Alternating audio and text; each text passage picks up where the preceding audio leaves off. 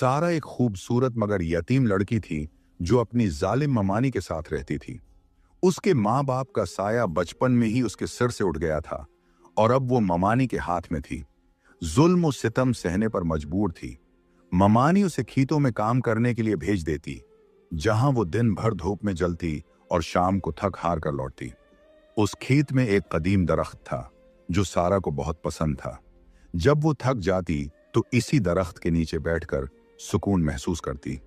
वहां बैठकर वो अपने वालिदैन को याद करके अक्सर रविया करती। इस दरख्त की ठंडी छांव में उसे एक अजीब सा सुकून मिलता था, जैसे कोई नादीदा कुव्वत उसे तसल्ली दे रही हो। एक दिन सारा अपनी सहेली मरियम के घर गई। मरियम के पास खुशबू का एक नायाब इत्र था जो वो दुबई से लाई थी। मरियम ने सारा को थोड़ा सा इत्र लगा दिया। सारा को खुशबू बहुत पसंद आई और वो उसे लगाए खुशी खुशी घर वापस आ गई।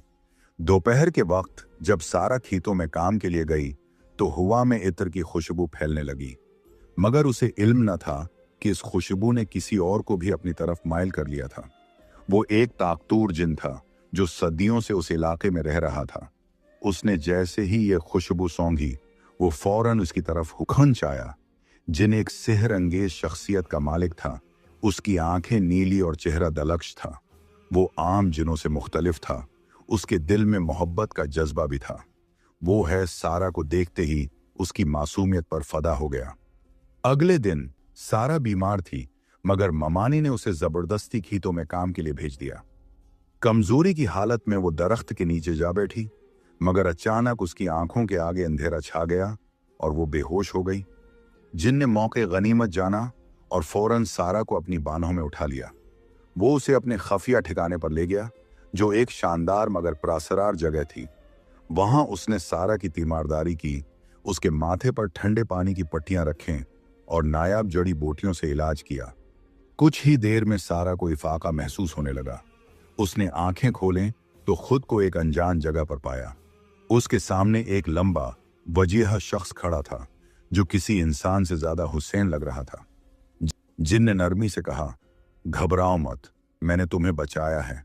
तुम बेहोश हो गई थी और अगर मैं ना आता तो शायद तुम्हारी हालत मजीद खराब हो जाती। सारा हैरानगी से उसे देखने लगी। वो सोचने लगी कि ये कौन है और उसे कैसे जानता है, लेकिन वो इतना कमजोर महसूस कर रही थी कि ज्यादा सवालात न कर सकी। जिन ने मुस्कुरा कर कहा, मैं तुम्हें वापस छोड़ आता हूं, और फिर लम्हे भर में वो सारा को उसके घर के दरवाजे पर छोड़ आया। ममानी ने दरवाजा खोला और हैरानगी से सारा को देखते हुए गुस्से में बोली, कौन था ये? सारा ने नजरें झुका ली और खामोशी से अंदर चली गई। रात को सारा मुसलसल इसी जिन के बारे में सोचती रही। वो कौन था? उसने मुझे क्यों बचाया? अगले दिन सारा दोबारा दरख्त के नीचे जा बैठी और उन्हीं ख्यालात में गुम थी कि उसे अपने करीब किसी की मौजूदगी का एहसास हुआ। वो डर के मारे उधर उधर देखने लगी। कौन है? उसने धड़कते दिल से पूछा। मैं वही हूं जिसने तुम्हें बचाया था। एक नर्म मगर प्रासरार आवाज सुनाई दी। सारा ने नजरें उठाईं। वही शख्स उसके सामने खड़ा था। कौन हो तुम? सारा ने डरते हुए कहा।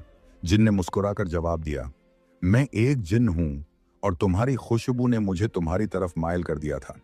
मैंने जब तुम्हें पहली बार देखा तो तुम्हारी मासूमियत ने मेरा दिल जीत लिया।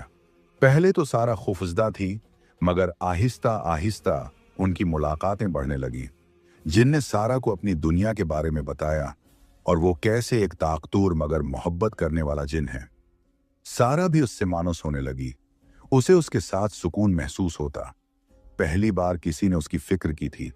सारा और जिन की मोहब्बत गहरी हो चुकी थी, मगर वो जानती थी कि इंसान और जिन की मोहब्बत को दुनिया कबूल नहीं करेगी।